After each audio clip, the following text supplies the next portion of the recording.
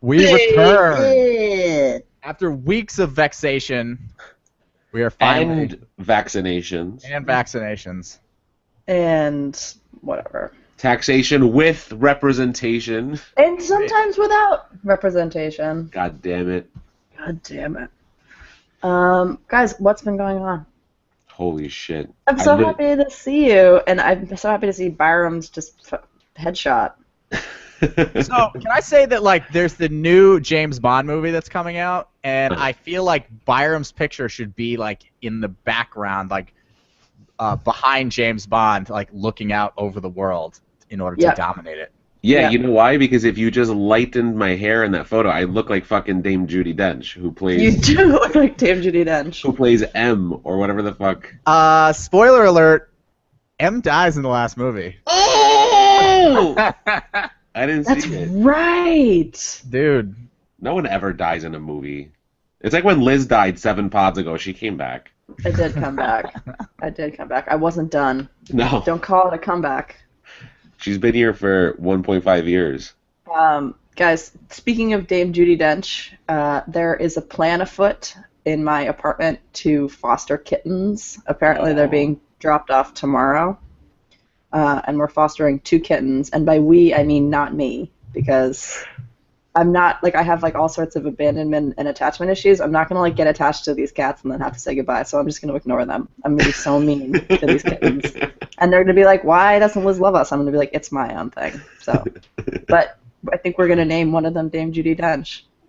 That's a wonderful name. So, like, you're going to have them, like, forever? Like, forever? No, I think you keep them for as long as you feel like you need to. And then it's basically just a way, because there's so many, like, homeless cats. And there's not enough people to take care of them. So I think they just, like, outsource the care of these cats until somebody actually adopts them. And I think the idea is that it's, like, a rent-to-own type thing. So if you decide that you, like, do like them, and I mean, it's just a test drive to see if, like, basically Jen and Lindsay want to figure out if they can, like, be able to take care of these cats. So they're just trying it out. Sweet. Yeah, and I'll just be walking through the apartment, trying not to make eye contact with these adorable kittens. Yeah, but... No. You know the thing about cats, and the reason I don't like cats is because they'll usually be, like, afraid around strangers, but then they'll wait for the moment you fall asleep to sit on your chest and just stare at your face. Stare at you. So you can avoid them all you want, and then you're gonna wake up and they're gonna be stealing your soul, like they stole Drew Barrymore's soul. I mean, it's even odds as to, like, who's gonna be sitting on my chest, the kitten or Savage. So I mean, sometimes I do wake up in the morning and Jen is just sitting on my chest. Well, if you feel sand falling on your chin and it's from sour straws, you're gonna be Jen. Exactly. Yeah, so look for that. And there might be some kitten appearances in the coming pods. I feel like I've got lots of news. I would like to give a big shout out to friend of the pod, Matthew Broderick, Not My Day Off, for suggesting that I apply to the Boston Comedy Festival. And when he suggested it, I was like, that's crazy. I'm never going to get into the Boston Comedy Festival. But I applied anyway, and I got in. So, yeah, I'll be performing in the Boston Comedy Festival on November 11th in Boston. Not My Day Off. That is my baby daddy. I know. Isn't he the best? Yeah. He's the best. Can you tweet out the details so that our Yes. Boston fans can go see you? Yeah, I will. I'm going to tweet it out as the date comes sooner. Hey, Matt, if you have any life advice for me, I could do some. Yeah. Media Matt just went on an amazing European world tour, and it was fun to watch his travels on the Instagram and the Facebook. One of my favorite posts of his was, how do you not expect to miss your flight in the morning when you go to a party named Blackout? Yeah. Because he had RSVP'd for an event on Facebook, which, like, you don't realize everyone sees, and it was like, Matt is going to Blackout. And then the next morning, it's like, Matt missed his flight because he went to a party named Blackout. Right. Oh, bro. Well, congrats on that comedy festival. Yeah, that's exciting. And the fun part about it is that I went back to Boston I guess it was last weekend, and competed in a gong show, which I won. What? What? Yep, I won the gong show. And is there some kind of, like, trophy we can put on your website? it was a $50 $50 gift card, which I spent all of it on tequila. So, You're a fucking professional comedian. You just got paid for doing comedy. Yeah. I know. That's I true. mean, Boom. huge milestone. Yeah. So now you can put professional comedian as the signature in all your emails. Listen, your no, texts. Professional comedian. Yeah. And just throw in the word doyen in there as well. Yeah. I've always How do you liked the word spell doyen. that? I love that word too. What does it mean? It just means an old lady, doesn't it? Yeah, but just say Yes. comedian/doyen. Doyen. And people are like, oh, fuck. Right. Wow. And You're people are like, "You're a donut." But I went back to Boston, and people, before I even, I didn't even really realize I'd made it into the festival. I thought everybody made it in. I thought it was like a qualifying thing that if you just paid $40, you got to compete, and then you got knocked out or whatever. But a lot of people did not make it in to the Boston Comedy Festival, and I had haters when I went back to Boston. People were like, "Oh, you made it in. A lot of people in Boston are upset because people," and I'm like, "Oh, I have haters." That's so awesome. I know. Is that exciting? I was talking to this other comic, and he was like, "Oh, did you make it into the Boston Comedy Festival?" And I'm like, "Yeah." He's like, "I didn't. Whatever. It's just like a stupid podunk festival anyway. Like all these like dorky." And I'm like, "Oh, you're being a hater." That's so awesome. Do you feel I like know. high stepping now with like your Mhm. hat like behind you? Like Dude, I exclusively listen to Kanye West music now. Like exclusive. No, fuck Nothing. that. The song you walk on stage to should be Eni Kamosi's "Here Comes the Hot Step." That's right. That's right. And just do these like big grandstanding steps. Right. Like For like Puffy 7 Richards. minutes. That should really be your starting song. Yeah, absolutely. do you have a bit yet about how awesome it is to be hated? Like Not yet, but because I feel like I'm that's money thinking about it. material. It was this funny like evolution of like I was like, oh god, like I feel guilty that I like made it in, and like I feel like I don't deserve this. It must be a mistake, and then it like just morphed into being like, wait a second, I've got fucking haters. Yeah. It's kind of a nice feeling. That's so cool. I mean, this Yeah. is a big milestone for you. Yeah. You've been in New Also- York literally 4 months, and you're Yeah. now a paid comedian Yeah. who's qualified for shows that other people can't get on. Other people can't get on. How Yeah, much it's true. longer before you leave us on the spot? Never. I'm always gonna do this pod. This will be the thing that keeps me grounded. Like Oh, I'm let's play I'm fast, literally 'cause I'm saying- sitting on the ground right I mean, now. I don't know how you can say that when your comedy income is like netting out to like almost $1 a week. I know. I mean, Almost $1. like you'd be thriving in a lot of countries in Africa. That's true. I mean, in Haiti, I would be a king. Well, I am a king in you're at Haiti. least upwardly mobile. Yeah. I would be the king of Haiti. Me and Wyclef Jean. King and queen. Wyclef being the queen, of course. Nation's gonna hate. I know. Asia's gonna hate. That's good.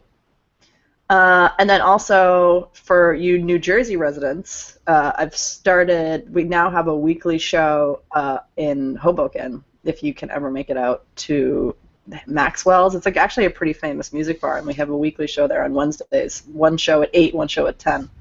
So I did that last week, and it was great. So Sweet. if you ever I'm want to... down to go to that show. I don't Yeah. think.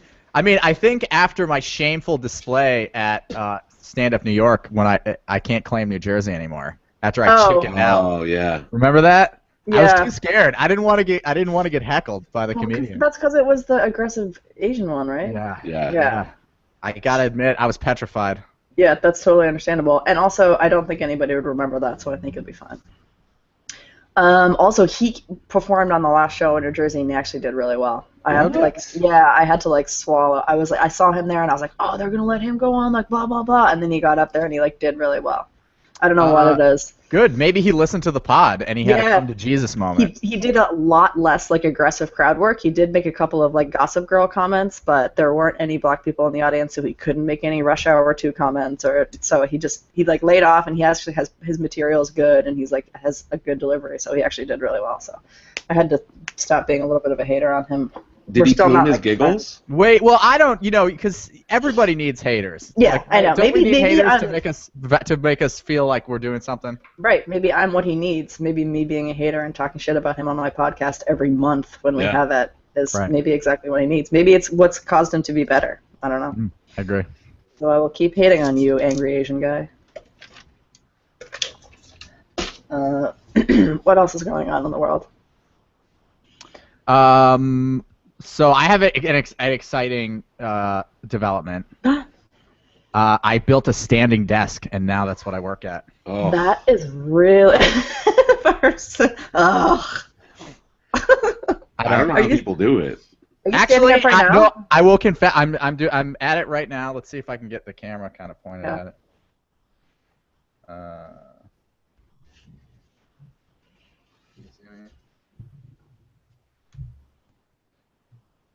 So I'm like, Oh wow! Look, no chair. yeah. No chair, no problem. So I must confess, like it's actually like kind of exhausting. Like Yeah. so this is my first week working at it, and I've been sore. Yeah. Really? Do you Uh, just want to like lean on it all the time? I would do a lot of leaning. yeah, I do a lot of leaning.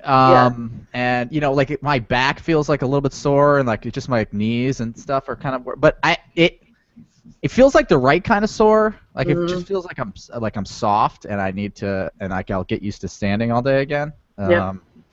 But it's good. So far I really like it. Cool. You know, I could walk for hours. I'd have no problem doing that. I'm not a runner, but I could definitely like walk for hours and hours. The second I stand by like a sink to wash dishes, I just like hunch over. Like if I have to stand somewhere, it's painful for me. Yeah. Not painful, but like my legs start to itch. I like start shifting weight from leg to leg. I can't do a standing desk.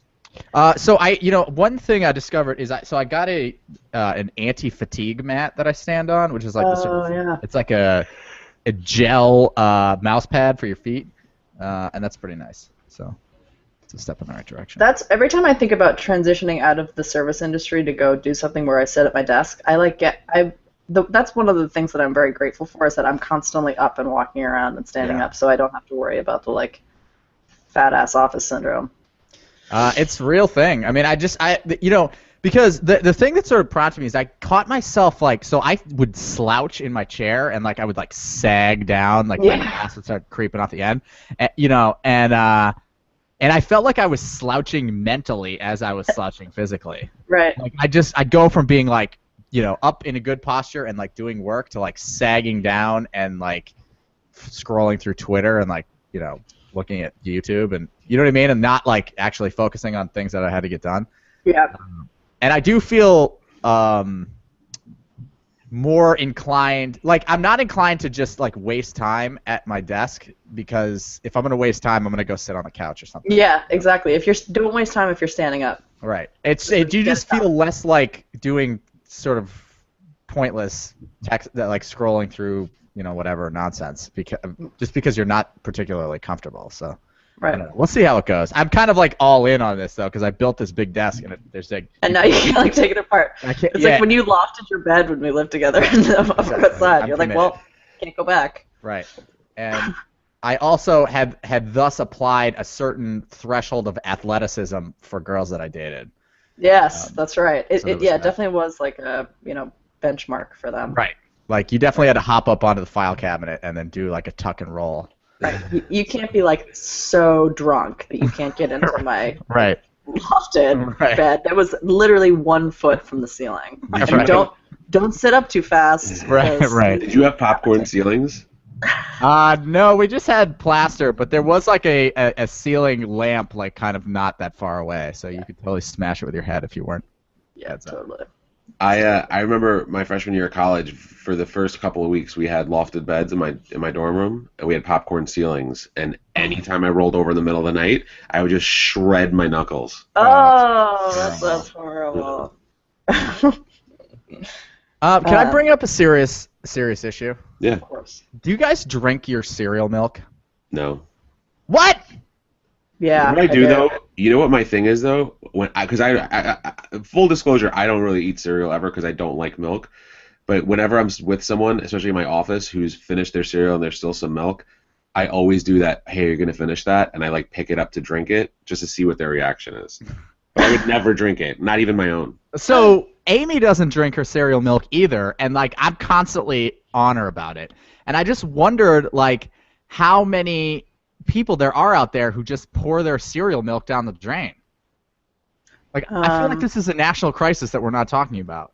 Yeah, like extreme milk waste. These poor Right. cows Like are giving out all this milk. Also, cereal milk is one of the most delicious things on this earth. I know. It tastes like it cereal and milk. It should be bottled. I think they should have Fruit Loop milk. They do. Cocoa They sell Puffs it. milk. They do? Yeah, at Momofuku Milk Bar, they sell cereal milk. Oh, genius. So it's bottled milk that tastes like cereal. It's really good. Yeah. But I mean, there's something so special about, and there should be at least one like Applejack floating in there as you're drinking it. Yeah. Right, because there are the ones like, there's that point in your cereal eating experience where you're like, how much of these like lone floaters am I going to chase around with a spoon, and when am I just going to tip it back? Right, exactly. I also work really hard to like balance the ratio and proportion of cereal to milk. So very often I'll get to the bottom of the bowl and there'll be very little milk in there anyway. That's impressive. Because I don't like way overfill my milk. I have noticed, Oak, that when you eat cereal, you like put a lot of milk in there. I do, but I like the milk. I will confess though, sometimes if I'm like at someone's house and we're having cereal, I feel a little bit self-conscious about like just bringing that bowl up to my face and like tipping it back. Right, that's why the little kids have bowls with straws in them. Have you seen this? Yeah. They have little kids they're like little kid bowls have straws. They should have them for grown-ups. Everything should have a straw. That's what I'm saying. They have those wine glasses with a straw. I know. Yep. There should be like, what do you want? Like gyros? You have a gyro? You want to suck up the gyro sauce there? That's a good point. What did you say? A gyro? A gyro? A gyro? You mean A gyro? What about a salad? You got some nice, delicious Italian salad dressing sitting down at the bottom of the bowl? Salad. Gyro and salad. Gyro and salad. I am from the Mediterranean. So, Bean, do you think there's anyone who could go shot for shot with you with zesty Italian wishbone salad dressing? I mean, yes, because the very idea of taking a shot of salad dressing is like making my head spin. It makes me want to die. Just the idea. I could maintain eye contact while slamming zesty Italian salad dressing. You totally could, and it would be like a scene out of an '80s movie, and you would be like up against some big fat woman, and she would fall sideways out of her. It would be like Indiana Jones. Yeah. Wait, Liz, you don't like to drink salad dressing? You're the most like sour. Like you love that stuff. I feel like I do, but it's like it's I can do it physically, but like the mental idea of it, it prevents me from actually. Like I used to try and drink a lot of apple cider vinegar because it's supposed to be like really good for you. Yeah. But I overdid it, and now every time I look at a bottle of apple cider vinegar, and I'm like, you're like, have you ever taken a shot of apple cider vinegar? Yeah. Just the idea of it. It's like trying to drink, Absolute Mandarin or something. I'm just not doing it anymore. That was a one-time thing when I was like 22. No, I did the same thing. My dad actually, growing up, would always be like, take a spoonful of apple cider vinegar, like always. And I bought one, like I have a big bottle of that Mother's. Oh, yeah. Mother's Bragg or some shit like that, whatever that one is that has like the stuff, the residue in the bottom. You're supposed to shake it up. Yeah. And I get that same feeling. I just think about taking a big full of it. Yeah. Ugh. Just the idea of it. I'm just thinking about it, and I'm getting all heebie-jeebie. Mm. Gross. I'd like to speak out against Trader Joe's sriracha. Oh. It's not like the sriracha. authentic? It sucks. It totally blows, and I'm wicked disappointed because I definitely I bought at least 2 bottles of it. Like, just, I don't know. It sort of vaguely looks like real sriracha in the package, but it doesn't taste like it at all. And it fucking makes me really mad. Some of them don't taste like it, but they are good. There's, Texas Pete hot sauce? Have you had Texas Pete's? No, I don't think so. It's very good hot sauce, and they came out with their own version of sriracha. I think it's just called Cha. And it doesn't taste like sriracha, but in my opinion, it tastes better. Interesting. You should try that, yeah. All right. Texas Pete's, huh? Cha? Yeah, Texas Pete's. And I'm a big fan of Texas Pete's, like, Tabasco sauce in general. All right. But they have one called Cha or Za. I don't know. Is that like a fancy thing, or can I get it at the grocery store? You get it at the grocery store. It's like $1. All right, sweet. Yeah. Bizzle, I'm surprised that you love hot sauce so much. Really? Yeah, I mean, I guess I'm just imagining you kimchi burping up some hot sauce. I'm not surprised at all. No, I've always eaten like hot stuff. I grew up just like obsessing over hot stuff. Interesting. Here comes the hot stuffer. Bizzle B. He's the lyrical master. Guys, I have I have not recovered from my Wednesday night. What happened on Wednesday night? So I told you guys. Did I start Improv 301 by the last time we did I don't think we've talked about this. We have not. All right, so my teacher for Improv 301 is like I don't know how to not be a like super fangirl around him. He is just like the coolest person I've ever met, and I'm like so excited every week to like be in his presence and learn from him, you know? So I went to class on Tuesday, and as part of class, you have to go to shows, right, to like earn credits. And I found out he was doing a show on Wednesday, so I was like, oh yes, I'm gonna go to the show on Wednesday. So before going to the show didn't start till like 9:30. I had so much time between work and then, so I just went to a bar and I just kept like drinking. And when you're by yourself, you just drink more because you need to be like, I'm okay, world. I'm not sad. I'm not alone. See how busy I am with these drinks. And then I was near the bar. I was near the comedy show, so I was like, I'll just walk there. And I was like, I cannot walk. I was like that wasted. Oh Jesus! Get there, and they didn't open the doors, but they were selling like tall boy beer cans. Oh So God! I had one of those because I needed something cold to like. I was just drinking Moscow Mules. Mm-hmm. So then the show starts, and I'm sitting front row, and I have like my bag on my lap. I just feel like his mom. I'm just like so excited to see him. I like can't wait for him to get on stage, and then he like performs, and he's like brilliant. And then I'm waiting at the bar. There were a couple people from my class there too, so we all like convened, and he came and sat with us. And I must have just been like staring at him, like mouth open, like.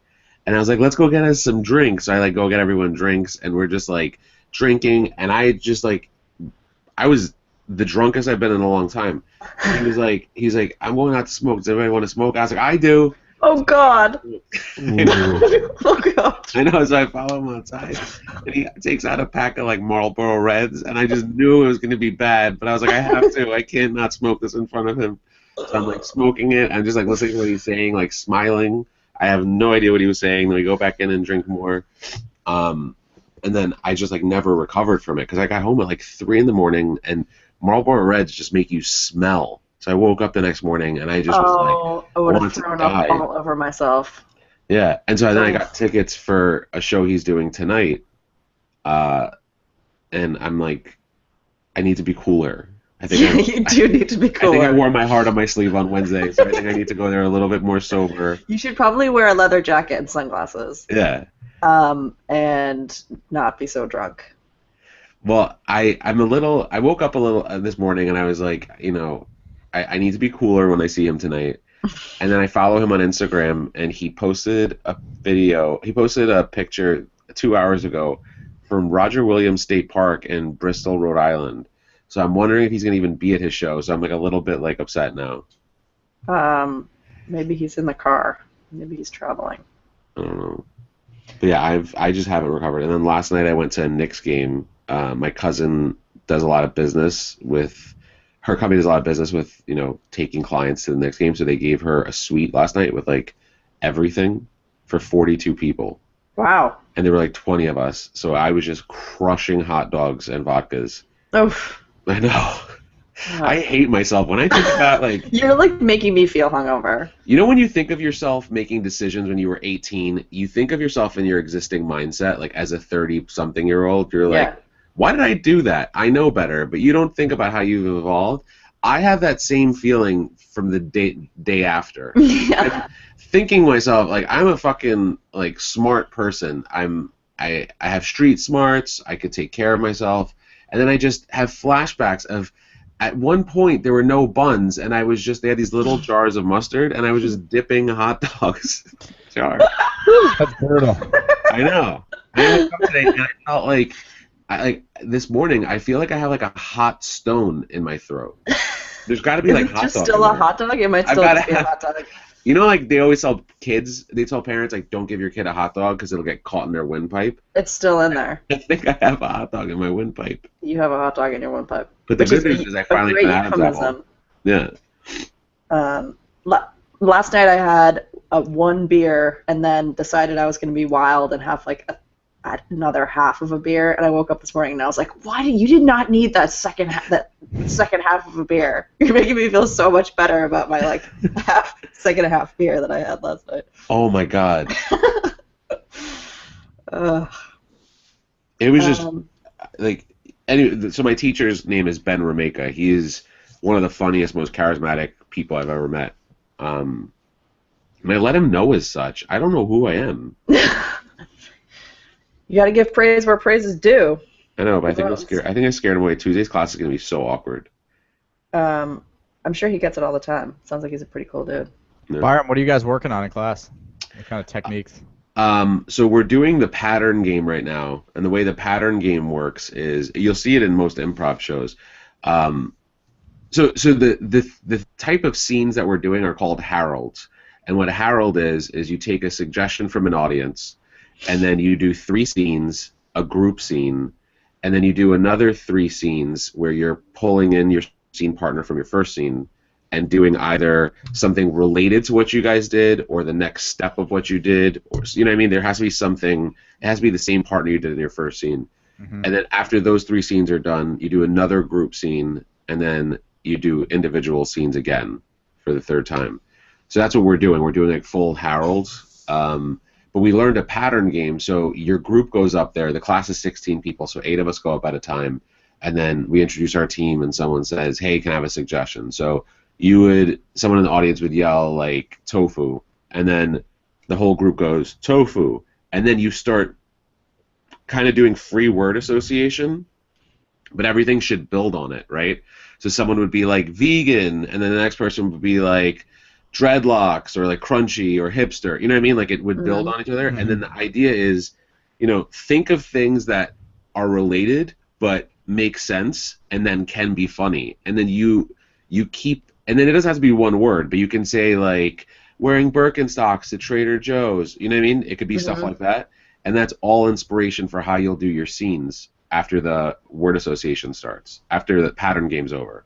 There's this one girl, Claudia, from Peru. She fucks everything up because she has a very thick accent. And the one thing you have to do is, like, once you have the word that's, announced, tofu, and the first person gives a word, you got to build on that. You can't like ignore what the person before you said, right? And she does. So you'll be like, Freddy Krueger, homicide, school shootings, and then she'll be like, silky black dress, and you just fucked everything up for everyone. Yeah. So that's what we're doing in class, and I think that's just what you continue. There's like activities that you do, like warm-up activities, which just make you better, but in 301 we haven't done any warm-up activities. So is the ultimate end goal here is to be invited to be on like a troupe or on like a improv? Yeah. Yeah. Do you have people that you like imagine doing improv with? Is there anyone in your class who you would consider like forming like a band with? Yeah, there's a couple of people in this class actually who we've already talked about doing like a private like practice group. That's cool. There's this one kid who is like 22 years old but brilliant. And then there's this chick who looks so much like Amy Schumer that she doesn't disappoint because she's just as funny. Cool. So I've talked to them about like, kind of putting the seed in their head now, like, hey, let's start doing our own thing, because after 401 you have to like do like independent studies, and then from there, if you want, you could become like a teacher at the school, or you could be like in a house group. What I hadn't considered until recently was that you can just form your own improv troupe and perform at like any of the venues that do improv. It doesn't just have to be through UCB, although I prefer it to be through UCB. Is it like competitive to become part of one of the house teams? It's really hard to. You have to like audition for it. But they're not competitive with each other. It's funny because so the show that my teacher hosts that I went to on Wednesday is called Hot for Teacher, and it's basically all the teachers from the school do improv together. But all the groups, like, you start to see them like all hang out together. It's kind of like a college campus. No one's like super competitive with each other. It's like this giant network of UCB people. I mean, I think everyone realizes that like when you have your opportunity, it happens, and like it's not going to be like they don't need to compete with each other. It's just a matter of always staying involved. But yeah, I guess it's hard to get into one of the house groups. Cool. Exciting. Yeah. Did you guys watch the Democratic debate? No. I did not. have been following some of the like news reports about it though. Did you watch it, Oak? Yeah, I watched part of it. I haven't made it all the way through yet. I've been watching it in dribs and drabs. But I did think it was interesting to note that the media coverage seems to have declared Hillary Clinton the winner by landslide. Right. And does not seem that way at all in the debate. Right. During the debate, it was saying 75% of people thought Bernie Sanders was winning the debate. Yeah, it seemed like Bernie Sanders had like better command of his message. He was like more appealing. He seemed more honest. At least to me, from what I watched, it seemed more honest. Oh, well, then he can't be the president. He's honest. Well, so I just think it's really funny, like sort of how obvious the fact that like he can't be elected because of just that the system doesn't allow it. Like that the game is rigged, because like Hillary Clinton like did fine. I mean, she didn't fall on her face, but she definitely didn't like run away with it like you would see. Like all the headlines are like Clinton high steps, over the finish line by a mile. Apparently, so fucking weird. CNN was deleting viewer comments off of the online video. The viewers were commenting and saying Bernie Sanders wins, Bernie Sanders wins, and they were like saying great things. Apparently, CNN was deleting the comments. So weird. That's crazy? Right. The media is like it's not even-handed anymore. It's not right. So so you can totally tell like what's going to happen is, Bernie Sanders is going to have a Howard Dean moment, right? Right. So like, eventually, it like something will come out that like he like has child porn on his computer, or like just something that'll make him like totally unelectable, right. And he'll go away. Yep. Exactly. That's my hypothesis. I did hear like stuff about the debate. I heard that everything Bernie said made sense, but like people still don't think that even though he has the right answers for everything, people said that he's just like not the right fit for president. I didn't delve any deeper than that, but I did. The other thing I heard was that Hillary's greatest competition was Anderson Cooper, because he was the one asking like her tough questions. And then the last thing I'll say about the debate is, because I'm the king of reading headlines and never actually me too. I just read the link or watch the video, because what CNN does is every article CNN has like clicks on, there's a video, and I never have my headphones here, so I don't know what it is. But they had a clip of Bill Clinton on Colbert, and he was explaining why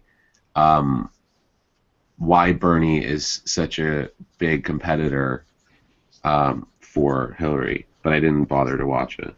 So I think that highlights a really interesting point about how easy it is to sort of shape reality with just like headlines and tweets and listicles and stuff. You know what I mean? Because like what actually happened and how like almost everyone perceives it as happening are totally different. Like so as some small fraction of people like watched the debate and like made a decision based on what they observed about it, but like most of us just like saw the headlines and were like, oh shit, Hillary Clinton wins, so I'll probably vote for her because she's better. Yeah, and I've been trying to do a better job of actually like clicking on these articles and reading them. And once you there's no content in the articles whatsoever. Yeah. You know what is a funny thing that a lot of people have observed is like you assume that news reporting is like accurate or well researched until something's written about you, and then you realize what a fucking hack job it is almost all the time. Well, because the same people writing it are the people that were us when we were doing book reports. It's like, you read the first sentence of a chapter, and you're like, all right, I know what this chapter's about, so I'm going to just wing the rest. Right. That's exactly what journalism has become. And they're distracted, disinterested, underpaid, and they're trying to get something out so they can get to get away from their desk for the weekend, and like they don't really give a shit how whether you're represented accurately or fairly. Like, they got a deadline. And they know what the advertisers want to see. They know what the advertisers and blah, blah, blah, and that's what their editor is telling them. So they just write it based on what the advertisers want to see. And if they've been there for, like, more than a month, they're like, this job's bullshit. Yeah.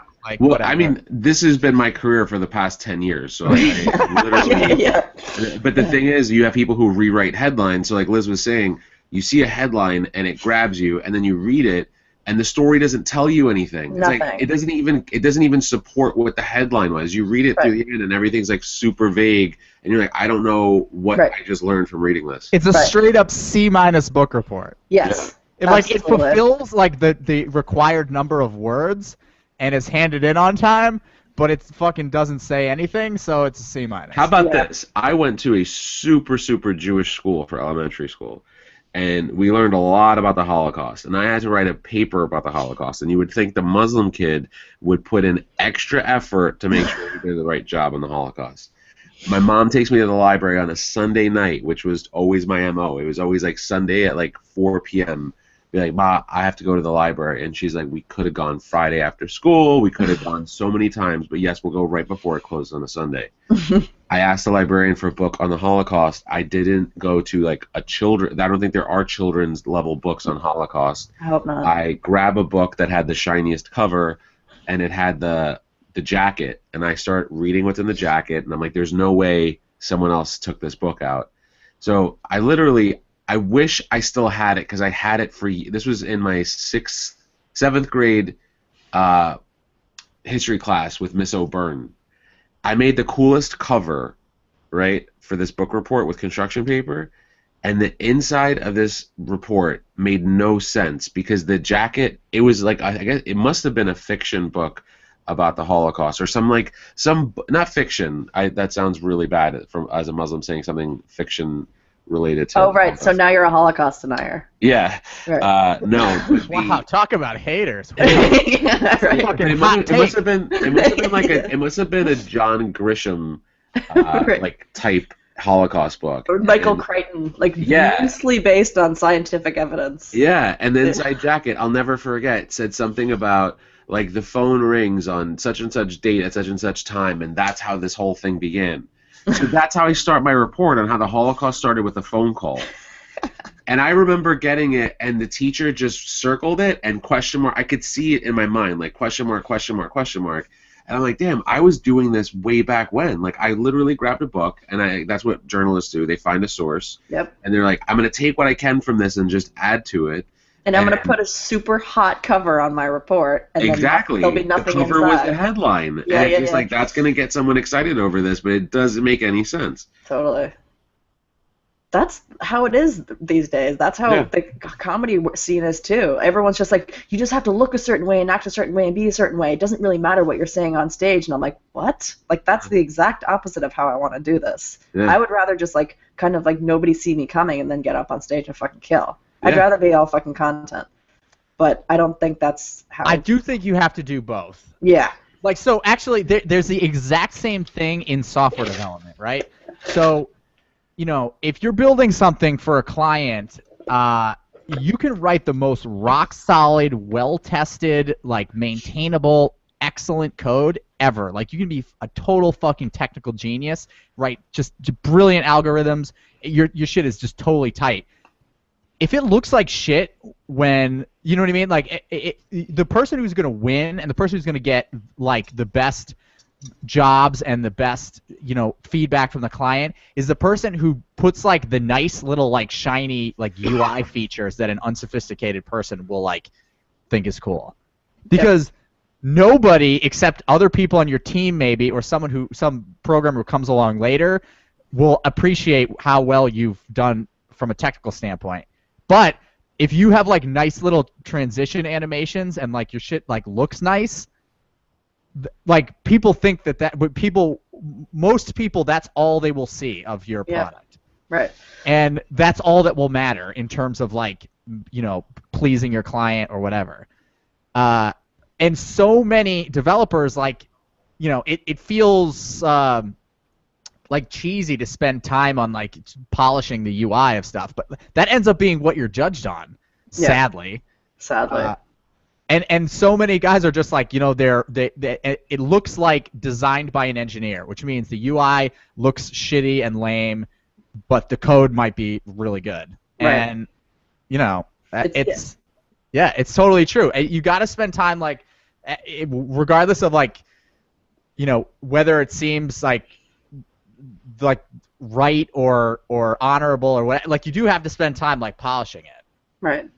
It's like being like there's the difference between being like a comics comic. I think it's like you're like a developer's developer or a comics comic, and I've always wanted to be a comics comic. I want the other comics to find me funny. I don't really care. I mean, I do care, obviously, the audience finds me funny, but the comics are the ones that like never make any money and never become successful. They just like slog away for the joy of just writing the material, which.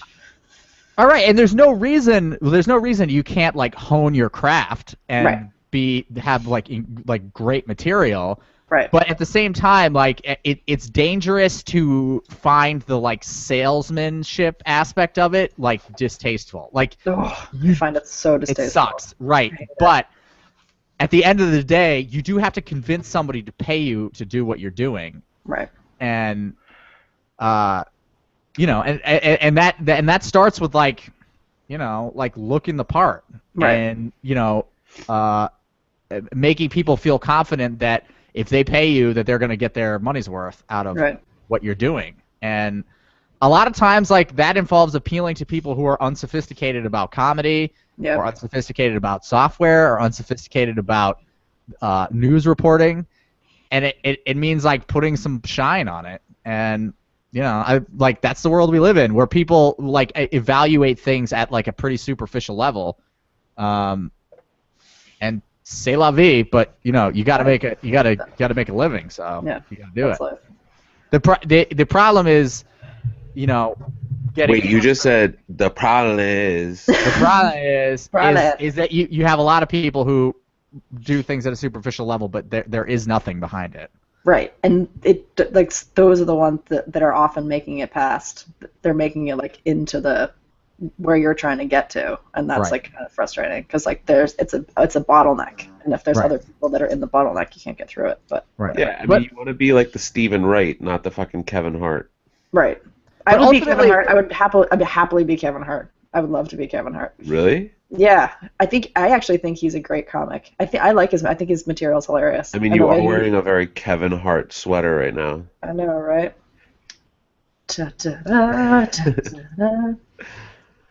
Yeah, I think Kevin Hart's hilarious. I mean, ultimately, I think good content wins the day. Yeah. I don't know. Byram can probably speak to this more than I can, but I think having good content that you know. It will be ultimately what propels you to success, like in the long term, gives you staying power. Right. But in order to like staying power, but ultimately what gets you the opportunity to like present that content to a lot of people is, you know, you gotta have a little clickbait. You know, you gotta get people interested. Yeah. Yep. Guys, you want to do picks of the week? Oh yeah. I have 2 this week. Yeah. Wow. Oh shit. Yes. Yeah. I like how Byram brings up picks when he has picks. I know, totally. Other times I'm like, what? I can't hear you guys. There's connectivity issues.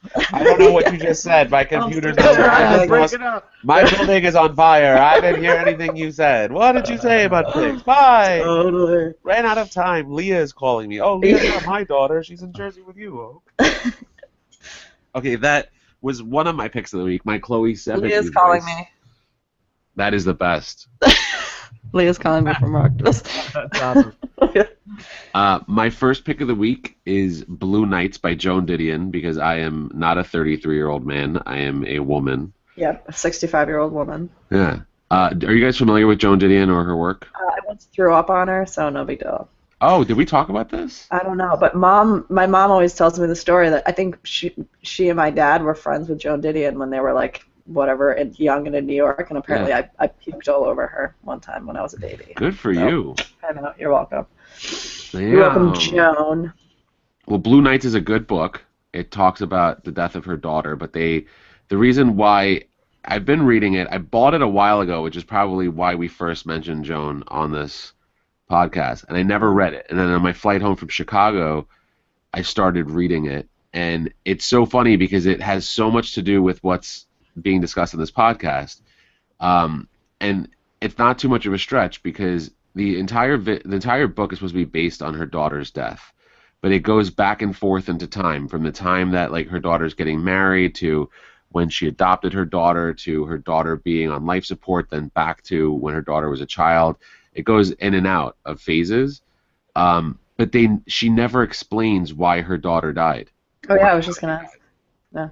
So it was just it's funny that we talk about it in this podcast. Like you understand the premise of the book, but she never gives you the information you're looking for, because she just says she died and it was natural causes, but she was 38 years old, so what are the natural causes?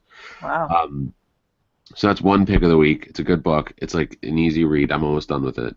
So maybe she does. I spoke too soon. Maybe at the end she's like, hey, this is how she died, but whatever. There's a big build up to it. And my second pick of the week is two shows, both by Ryan Murphy, who is fucking brilliant. But Ryan Murphy had a show in the late 90s called Popular, and it was a dark comedy that followed kids in a high school.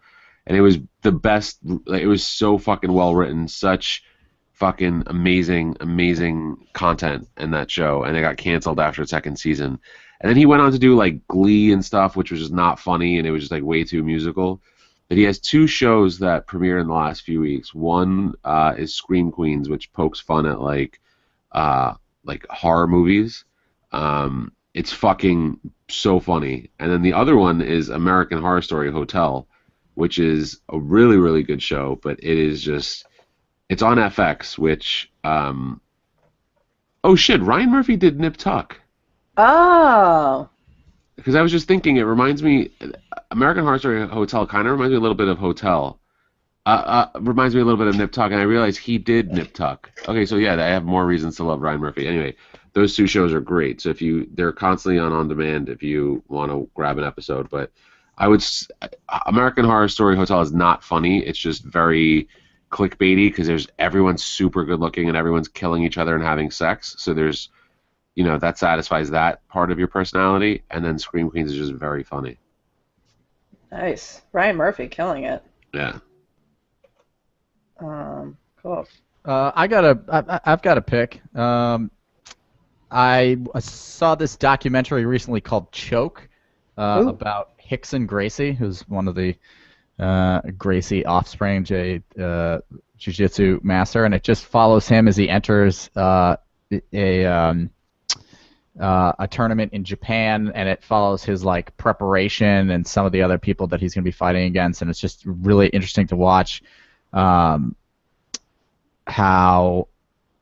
like what things are like inside the Gracie family, like what the expectations are, how people prepare for these like sort of no holds barred fighting competitions. And there's a kid from America who comes to like fight in Japan, and like he totally comes from like the Rex Kwon Do dojo, like, right. And like they're all it's set in like the 90s, so they're all like wearing fanny packs, and like everyone's like a kung fu master, ninjutsu master, and it's really funny. But it's an interesting movie, and actually it's all on YouTube, so you can watch it for free. And I'll tweet out the link. But cool. Rickson Gracie sounds like someone Liz would know. Yeah, big time. I feel like your friends all have those names. Yeah, Rickson. Don't you have a friend named Patton? Yep, I do have a friend named Patton, friend of the pod, Patton Hendel. Yeah, like I always see that name on your Facebook. I'm like, that's not a real name. So you should just find a new friend, Rickson Gracie. It's spelled Rickson, but it's pronounced Rickson. It's That's weird. What nationality is that? Just white? Brazilian. Oh, Brazilian. Mm-hmm. My pick of the week is Mexican people who change their names just because they don't like their real names. I worked with this guy named Carlos, and I found out the other day that his actual name is Ronaldo. And I was like, why do you call yourself Carlos? And he was like, because I like Carlos better. I'm like, all right. God, I love the name Ronaldo. I know, me too. His real name's like three. It's like Ronaldo, blah blah blah blah blah blah blah blah blah, like Valentinez or something. And he's like, no, I just would rather. I think he's like a one-man Ellis Island. He's just trying to make it easier for us. Yeah. He's like, I don't want to hear how you say my name, especially because you're gonna guess my name is Carlos. I'm gonna give it to you. Yeah, that's exactly what he's like. Everyone just calls me Carlos because they're either Carlos or Jose. So whatever, you're gonna call me that anyway. I work with this guy named Augustine. And when he first told me his name, I thought he said Justine, and I was like, is that like the Spanish pronunciation of Justin? Did you Spanishify Justin? But it turns out it's Augustine, not Justine. Tober. My other pick of the week is Bustle.com, which is our friend of the pod, Lindsay Mannering, and next door neighbor, she's probably listening to me talking right now, is one of the editors of Bustle.com, but specifically the Bustle app, because it has all these different categories that you can sign up for, and it sends you alerts based on one of the categories you sent for. Like recently, I've been very invested in the whole story of Lamar Odom, because for some reason I get like really bummed out about like 1 out of every 5 celebrity tragedies, and this is one of the ones I'm picking. So I signed up to get notifications about Lamar Odom's health status, and I found out up to the minute facts of the facts that he woke up, asked for his family, like blah blah blah. So the Bustle app is my pick of the week. Nice. How's Lamar doing? He's awake. Friend of the pod, Lamar Odom. He's awake, asking for his family. That's actually all. He OD'd in a brothel? We think that's what happened. Yeah. Tough He sledding. spent $75K at some Nevada brothel for 2 chicks and like unlimited room and board for 2 days. Like they're at his beck and call, and he was mixing coke and like what they said was like a natural alternative to Viagra.